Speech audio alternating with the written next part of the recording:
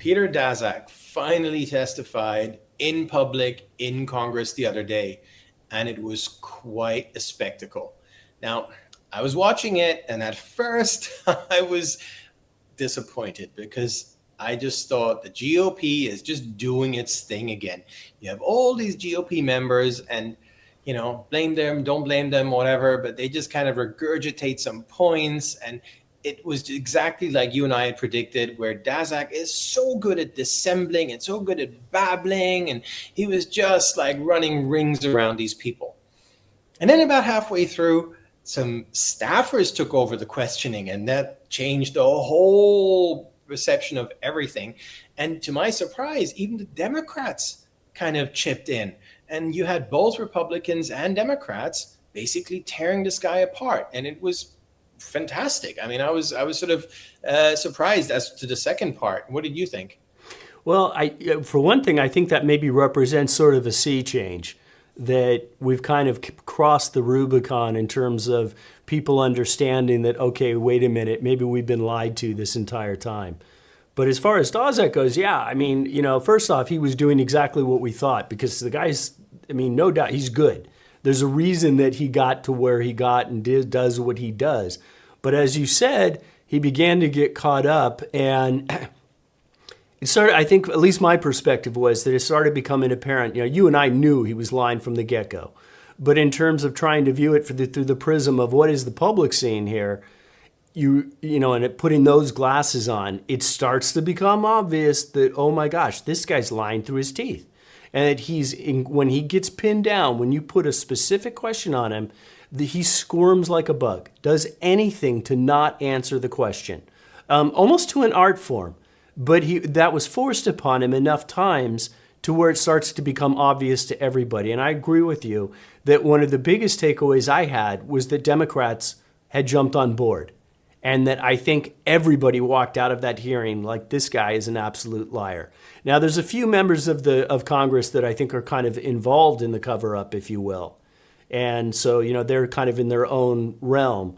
But everybody else, I think, walked out of there thinking like, this guy is an absolute fraud. He's an absolute liar. He's utterly untrustworthy. And what I also think that opened the eyes for a lot of people, and maybe for the general public as well, is that people have started to realize something you and I have been on for a long time, is that this guy, maybe it's not fair to call him a member of the intelligence community, but it is definitely fair to call him a conduit between the intelligence community and everything that's going on in terms of, NIH and what EcoHealth was actually doing over in China. So. Yeah, that's right. If I could just digress for a moment, I think on a general note, I really, really liked when staffers took over, because those guys, they're not the members. They have the expertise. They have the time to spend, 8, 10, 12 hours a day reading all this stuff. They know the nitty gritty. And this is very, very important. As a lawyer, I've come across good lawyers, bad lawyers, mediocre lawyers. Most of them are kind of mediocre. The good ones are few and far between, but there are some real killer lawyers. I mean, do you remember the guy, Duvalier, who took apart Mueller in the Concord case? Yeah. He actually beat Robert Mueller. He's the only guy who did it. Now, that guy is a killer lawyer, Eric Duvalier. There are a few like him. Now, I'm not sure that the staffers we're talking about are kind of on that level, but they were pretty good. So we're talking about people who are able to take a subject, Peter Daszak, and just completely dismantle the guy. Now, no one in Congress can do that. Even the lawyers can't. And, I don't really blame them that much because, partly because they blab a lot, but mainly because, look, they just don't have the time to go and read all this stuff and literally spend, hundreds of hours just informing themselves and all this stuff, because they have to look after the constituents and have so many other things going on. So this format where members of Congress are supposed to investigate on this really granular level always struck me as being really stupid. And it's been a frustration for both of us for so long. So to see a sort of a departure from that, I thought that was really, really good. I thought that was, maybe we should have more of that, because that's when things changed. As long as members of Congress were asking the questions, Daszak was just very comfortable. He could just do whatever. But you're absolutely right. He started to squirm after that, and he just couldn't cope. And he made some major admissions. So one of the admissions that we should probably highlight here is that, contrary to what he's been telling us for the past 4 years and what he's been telling the media, and the media has been parroting, no, it couldn't have come out of the Wuhan lab. The Wuhan lab didn't have these viruses. The Wuhan lab didn't have any bats. The Wuhan lab had nothing to do with pangolins. The Wuhan lab, blah, blah, blah.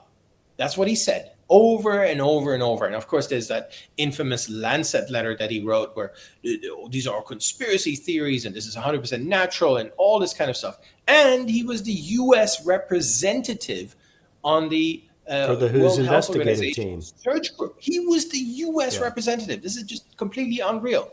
And guess what? Under oath, when pressed with proper questions, when really put under pressure, he admitted he knew nothing. He knew absolutely nothing. He didn't know what kind of viruses the Wuhan lab had. Doesn't know what they used to have, doesn't know what they have now, just doesn't know. He didn't know that they kept and bred bats. Didn't know that. He didn't know about any pangolins. Pangolins might be important if you try and extract viruses from them and try and take out pieces and learn from that and insert other viruses and all kinds of possibilities there. May or may not be a big thing, but he claims, didn't know about that. Didn't know about PLA involvement. I mean, Jeff, how long did it take us to figure out the PLA involvement? That took 5 minutes of research, just on a superficial level. Of course, we've done a lot more research into that. But, he now pretends he didn't know anything about anything. And I don't know if that's true or not, but that's the under oath statement. Whereas the not under oath statement is the Wuhan lab had nothing to do with the origin of COVID. Yeah, I had a slightly different reaction to it in the sense that, on the one hand, he's saying that publicly and all along that, definitively with authority, that there's no possible way that the WIV could have done this, etc. They didn't operate with bats. And I felt like when he got placed under oath that he wasn't still telling the truth, but he couldn't tell the outright lies. Right. So I don't believe that he doesn't know that they bred bats. I don't believe that he doesn't know many of the viruses that they have there. So personally, my read is that he's still lying, but it's gradients of lies, that he can't tell the same level of lies that were the opposite, right? They were in the absolute negative, that no, they don't have any of that. They can't do any of that. So now he's forced into this corner of having to say, I don't know. My guess is he really does know. But nevertheless, it's very different than what he was putting forth before. He's a guy that is just so easy to, I don't want to say hate because I don't like hating people, but boy, he's just a slimy guy. And unfortunately, very good at what he did. When I was watching his testimony, I don't know about you, but I found myself thinking, this guy is maybe a real pathological liar. It's easy to say, somebody's a pathological liar, but usually it's just a manner of speech. We don't really mean it. And I found myself wondering, look at the way that he's just responding to Congress. It just didn't even seem to get that unsettled until the second half. And it's just, lying just comes easy to him. One thing on the staff members, since you brought that up, that was fantastic that happened. And I think there might be one of the elements, of course, they know it at a much more granular level, and that's important. And you and I have talked to some of these types of people. I guess I want to be careful, but I mean, there's a different level of understanding between Congress members and staff members. And they also don't have quite the same level of politics. They can't escape it because their bosses are the Congress members, but they don't have the same impetus to kind of grandstand. And again, they do know the granular levels and they can dig into it. So it was great to see him squirm. And I guess you probably touched on the biggest takeaway is that, everything that's being told to us, because remember, Daszak's letter was kind of like foundational. It was sort of like proximal fraud, proximal origin. The Lancet letter from Daszak and the proximal origin letter, those were the foundational aspects of the natural origin lie. And now you're seeing front and center that it was all based on nothing. And yeah, I've Yeah, always felt like one of the things that they've tried to do that's always infuriated me is confuse with details, dig into sort of the scientific aspects and use big terms to obfuscate and sound authoritative, when in reality, you're standing outside and you're saying, this just from a common sense basis, this doesn't make sense, your timelines don't add up. I don't even have to know about a furin cleavage site, for example, to think that some of what we were being told was entirely incorrect. And now everybody could see it. 100%.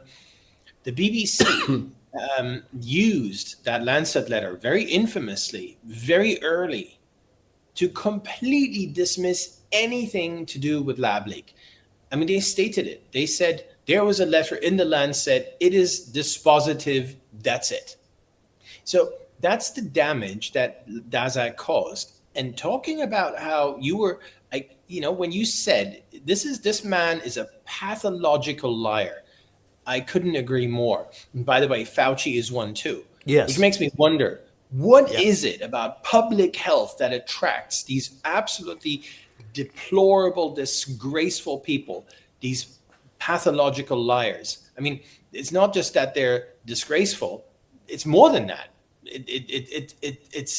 They're pathological liars. That's a pathological condition.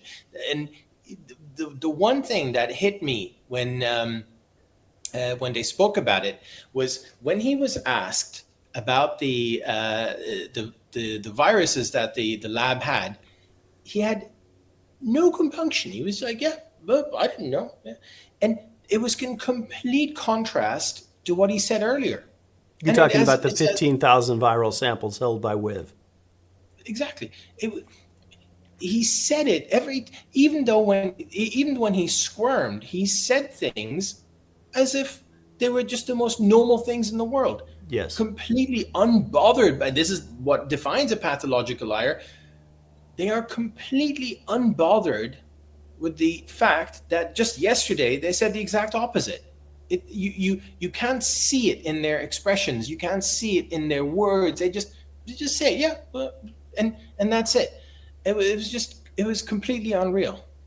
Yeah, and the thing, what I kept thinking back about was to when the Wuhan Institute of Virology took down their database, their viral database with all the sequences, of which those 15,000 samples are a part. It included a larger subset of information.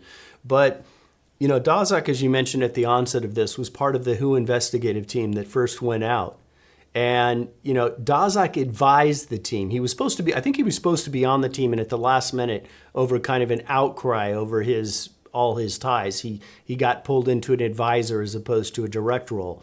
But one of the things that he admitted to was the fact that he convinced the WHO investigative team to not examine the database or demand to see the database that was pulled down. He basically told WHO investigators, oh, don't worry about that, even though it's probably one of the smoking guns for what work was going on there. Jeff, he said at the time, no, I've seen all that. I've seen the whole database. There's nothing in it. Yeah. That's what he said at the time. He told, that's the point I'm getting at, is that he told the WHO investigators, I am intimately familiar with every aspect of that database. There's nothing to see there. You don't need to worry about it. And the WHO team inexplicably took him at his word and never even asked to see it. And we've got Daszak on tape saying that. Right. And now he's saying, oh, I have no idea what kind of viruses they had. I have no idea what was in that database. That's what he's saying now. And, the other thing that was I would argue, though, that half of that blame falls on the WHO team as well. Oh, absolutely. But just to illustrate the pathological liar part of him, I mean, that obviously, but there was also this other thing where, in the Lancet letter, he had written, and by the way, he wrote the damn thing and he tried to conceal his role in it. I mean, there's emails showing that he tried to conceal his role in order to make it look neutral. Those were his words that he used. And then in the end, his name was added to it anyway, along with like a whole horde of people from EcoHealth, his organization, which, no one ever looked into. Remember that when we looked into the 29 signatories, unfortunately, it was like a year later, and maybe we should have done it like when it first happened. But to be honest, in February of 2020, I was doing different things. I was a humble lawyer, so I wasn't doing those kinds of things. But a year later, you and I looked into that Lancet letter. Every single one of those 29 signatories had ties to the Wuhan lab. Every single one. That no media has ever reported that, other than Epic Times and maybe a couple of others. But I remember that well. You and I kind of fell off our chair because each single one were literally working online together and going through the list of names and just having this oh my God, holy shit moment that each name we looked at in succession. EcoHealth Wuhan, oftentimes both. And, you talked about those emails where he was talking about keeping his name off the list. What he was, it's an email from him literally saying, my name maybe shouldn't be on this. That was when he was actively trying to convince all of these other scientists to come and sign on to his letter. And he was largely unsuccessful, which is why he then had to pull in all the EcoHealth representatives, people that he held sway over. Right. And coming back to the pathological liar part, maybe the part that caught my attention the most of all, just in terms of the brazenness and the pathological part of it.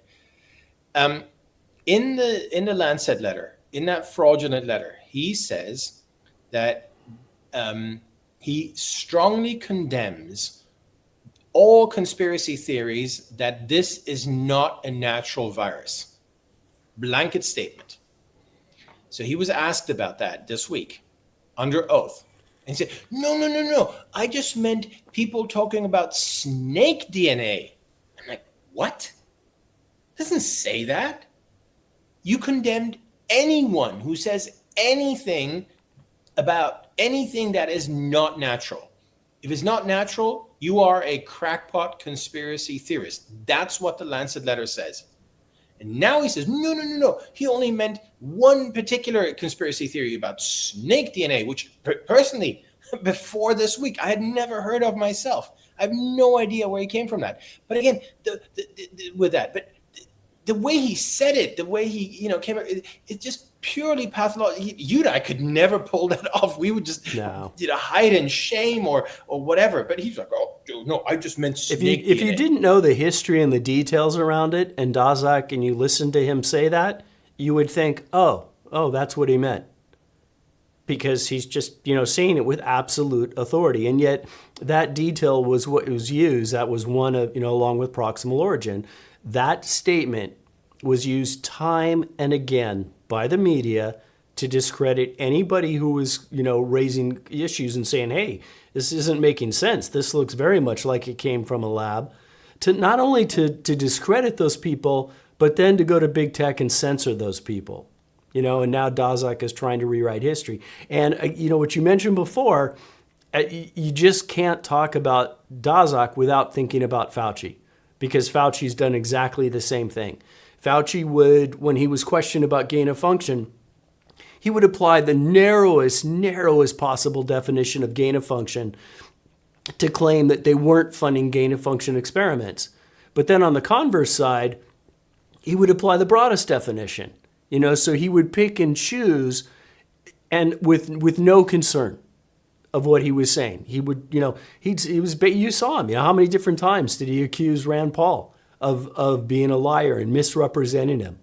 And he would just pick and choose whatever definition that he needed to make his statements, and he did it without a care in the world. So again, whatever Daszak's doing, there's a reason he worked with Fauci. Those guys are, two birds of the same feather.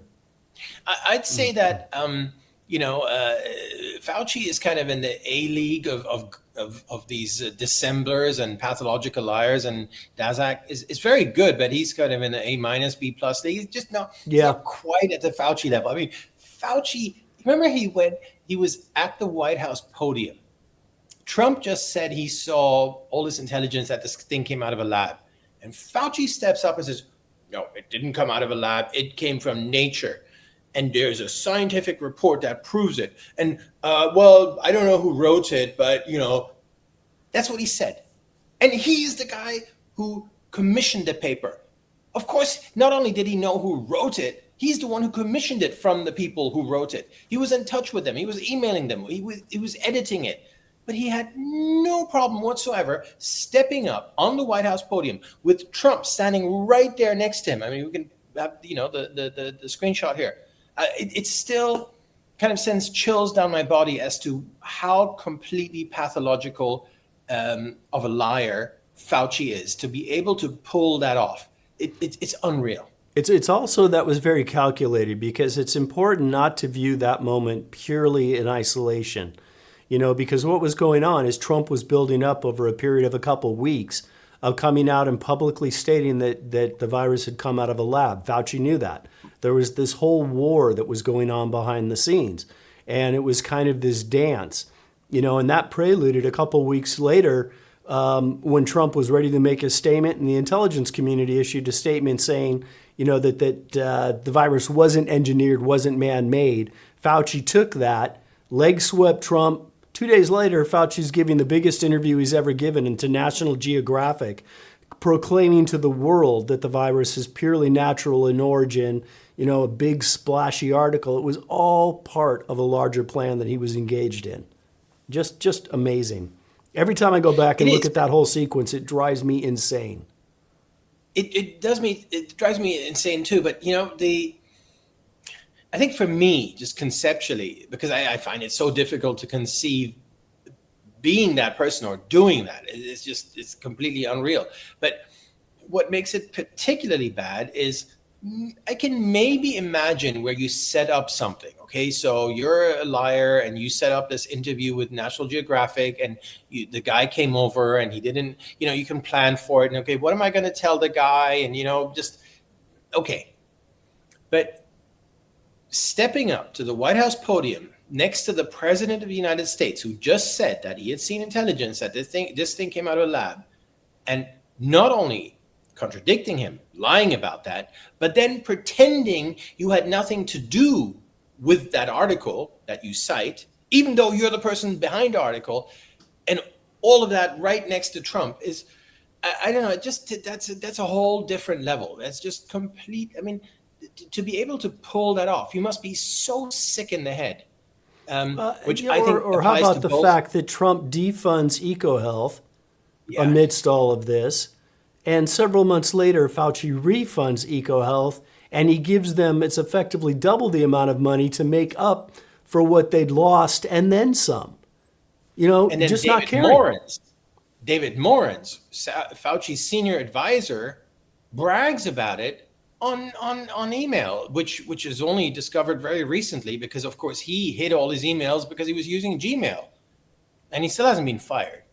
And he celebrated the fact with Daszak and some of these other characters.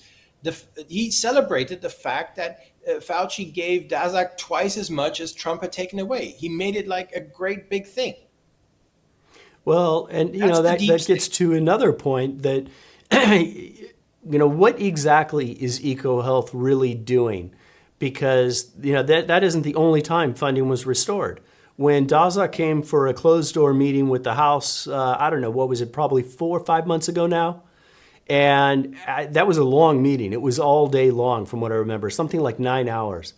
And he came out of that. I remember seeing a picture of him. He was very red-faced. For the first time ever, he looked a little disheveled, shaken maybe. Yeah.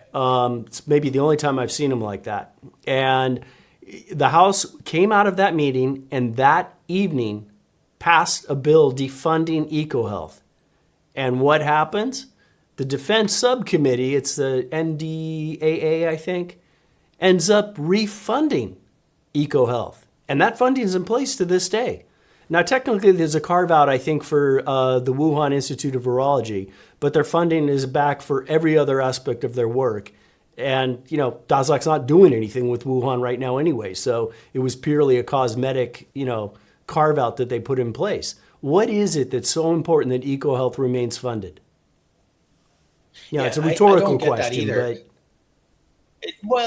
To be honest, I did not find his answer about his IC involvement very convincing either way. No. I think Comer messed up. And by the way, this shows the difference between a just someone asking questions and a killer lawyer doing a good job.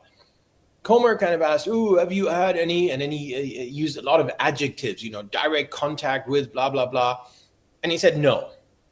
Well, and then later on we found out that the no about direct contact with IC is because it wasn't direct. Well, why did Comer use that word then, right? And every time you use a lot of adjectives in a question, you just give a pathological liar on the other side a chance to wiggle out of whatever. You just need to ask extremely tight, short, narrow questions, yes or no. That's it. Yeah, there was an advantage to that, though.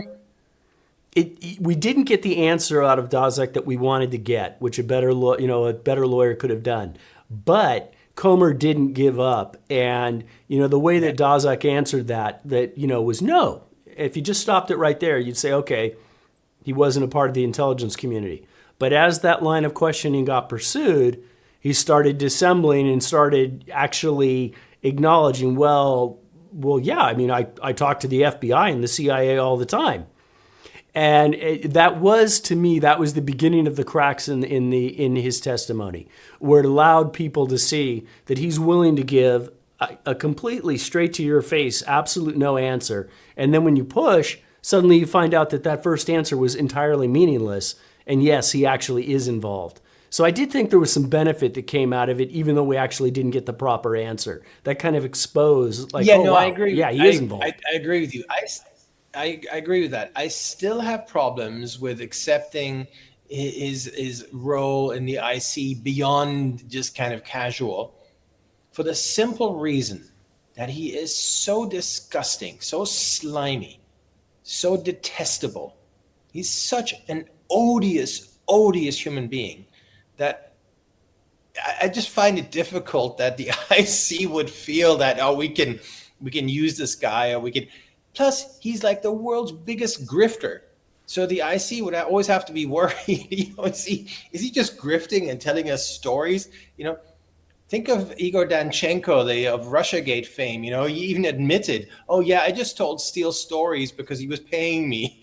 So if you were the IC and Daszak would be your Danchenko, because he's just so odious. He'll just tell you anything. So what did the IC do? They made Danchenko a confidential human source after that.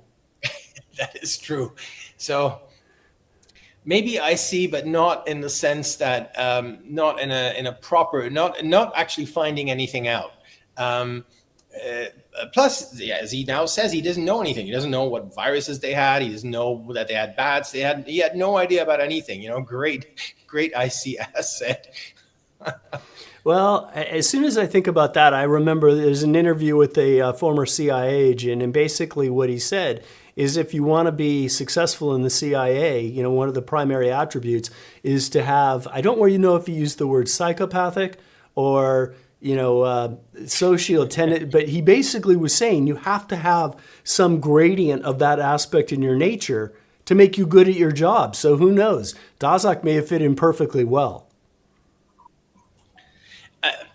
I can't picture it, but who knows? I mean, I'm not. Yeah, I think he said that if you were working in the CIA, you needed to have sociopathic tendencies to be good at your job. So. I guess my sociopathic is okay, but I guess my presumption has always been that you need to have some level of sophistication, just any, and Daszak has zero. He's absolutely the most, he's a completely unsophisticated human being. The only thing, and totally odious, the only thing he's good at is grifting, and he's very, very, very good at that. And the gift of the gab, which is blah, blah, blah, blah, blah, but he's not sophisticated. I mean, put him in a sophisticated society, in any kind of forum, he would just collapse. And he has collapsed many times. Whenever he's been put on the spot about some of the details of, for instance, the diffuse proposal to make COVID in a lab, the 2018 proposal, or, various other technical details, he just collapses. He doesn't have it in him. Yeah. One thing I just want to bring up before we end here, and we'll probably delve into it in more depth in another show, but one element that we did also get exposed to, you and I have always wondered about Ralph Baric and have always pondered the idea of why wasn't he involved in Fauci's secret teleconference? It never made any sense to us. And we always felt that they must have kept him off that call for a specific reason. And now it feels like we may have an answer to that. And, you know, one of the things that came out of this sequence of testimonies is that Barrick, who's basically the guy that wrote the diffuse proposal, the blueprint for COVID, was on a conference call with Fauci and Farrar on that same day, February 1st. Now, you and I have been speculating a little bit that he probably may not have been on the main call, but he was probably on the more important pre-call in terms of setting up like, oh my God, this is coming out. If people follow this article through, just as you and I did, they're going to recognize that we were funding gain-of-function projects at the WIV. What do we do? And it appears that Barrick was part of perhaps that pre-call if he wasn't on the main call that same day. That's another big element to come out of all of this. Yeah, and this is obviously a developing story, and we're gonna find out more in the kind of weeks and months ahead. But this is completely new. I've always asked from day one, day one being June of 2021, when we found out about Fauci's secret teleconference, which we knew immediately as soon as we saw the emails, despite them being redacted, we knew this was the cover-up. This was the start of the cover-up. February 1st, 2020. It was obvious from the context, from what we could see in the emails. It was just obvious. Fauci had convened a bunch of people to start the cover-up. And of course, the big question that was always there was, if you're supposedly looking at the origin of COVID, which was the official excuse for this conference, the secret teleconference, why wouldn't you bring in the world's foremost expert on coronaviruses, on SARS viruses? Without a doubt, anywhere in the world you could not find anyone even close to Ralph Barrick. Look at publications, look at history, look at expertise, look at experience, everything. Now, Ralph Barrick was nominally not on that call. You and I have always wondered about that because we have a list of people who were on that call. And it just made no sense. And, we kind of put it down to the fact that, well, they didn't want Barrick there because he would have told them the truth about where this thing came from in a private setting. And by the way, he's now come out and kind of when his transcript was just released, and he's basically admitted, it probably came out of the lab, or he says he's not sure, but it could have done, and all the things that have been said before about the lab not having adequate biosafety and about the weird coincidences, and he suddenly agrees with all that stuff. Anyway, long story short is, why was that guy not on the call? So you and I have always kind of guessed, well, he was not on the call because he would have told them what they didn't want to hear. But now, of course, it turns out he was on the call, or at least a part of the call. I agree with you. I don't think he was on the main part with the German guy, Drosten, and with the Dutch guy, Fouchier. And, too many moving parts, not good, doesn't help Fauci's cover up. I agree with you. There was the sort of the call with just the head honchos, Farrar, Collins, Fauci, and Barrick. Those are the four. Those will be the four people who are authorities in one way or another, either political authorities or subject matter authorities. Well, this also may answer a mystery that you and I, well, that's one mystery that's been answered, but it may answer another one. Because during that conference call, and you and I remember that well, you and I stayed up all night going through this and piecing this together. But there was something that we could never really answer, and that was in the midst of this phone call, all of a sudden, Fauci sent an email to 3 other participants and one other person. We don't know who those people were. We know Farrar was included, but we're not sure about who else.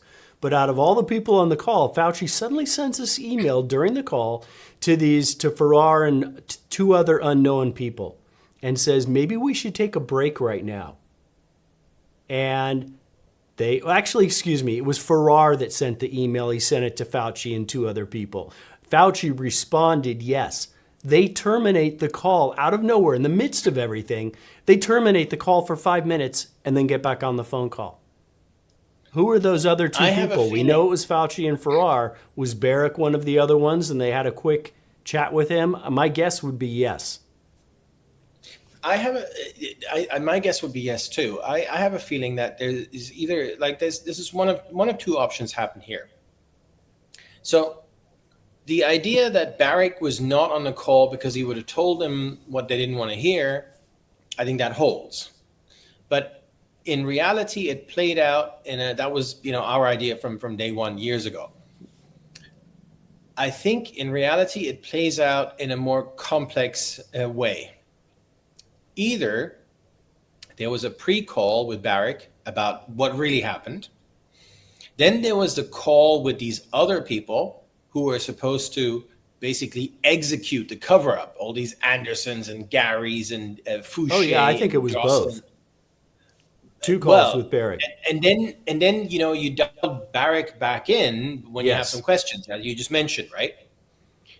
Or, and this is just a variation of it, and I think that's probably the most likely variation here, Barrick was on the entire call, the entire hour and a half. But on a silent line. On a silent line, because they didn't want Anderson, Gary, Holmes, Fouché, Drosten, too many people, too many moving parts, too many, everything. Plus, yeah, I actually think that is probably makes the most sense, is that he was a silent participant. By the way, if anybody wants to see this, you and I did this massive COVID infograph way back, and I think we published it in October 21, although we started working on it in June. And at the bottom of that, there's a detailed subset infograph which walks through, and sometimes by the minute, because of piecing back these emails, that walks through the entirety of that conference call, and then the events one day before, and then the subsequent events the day after. So if anybody wants to go through, and they can see that break that we're talking about, that's very much in there. Right. I don't want to let everyone go before kind of having as one final thought here. It ties in with our IC thought earlier. We haven't talked about this yet. Benjamin Mueller of the New York Times, who is a resident IC stenographer over there, well known for IC stenography, basically putting out certain narratives, trying to shape the discussion on various issues. So you can always judge a lot by what the New York Times, especially certain people within the New York Times. We had Adam Goldman, this guy Benjamin Mueller. There's a guy Carl Zimmer who also does these kinds of things. There's a few of them. Every national security correspondent at Washington Post too. Right, and Nakashima and so on. Yeah. So we have our people. Anyway, this Mueller guy, he's one of them, and we obviously watched him for a long time, and he's been doing this for a long time. He put out a piece after Daszak's train wreck testimony saying nothing to see here, everything's fine. Daszak didn't admit anything. There's no evidence of any lab leak whatsoever. Everything is as it was. Nothing to see here. So anyway, just kind of as a final thought, that does, despite my own personal kind of apprehensions or doubts that an absolutely horrendous grifter like Daszak, a totally unsophisticated person, could be IC material. The fact that Benjamin Mueller of the New York Times backs him up this way, it kind of does suggest that maybe this is IC. All of this is IC. All of it's IC. Yeah. And the way these guys typically work is if the hearing had gone very well for Daszak, the New York Times would have either done nothing or they would have put out a paper where they actually critiqued him a little bit, found something minor to, kind of act like they're being journalists. When it goes like a train wreck, that's when they come out and say everything, oh yeah, nothing to see here, it's all good. So yeah, you're right. That actually was very telling.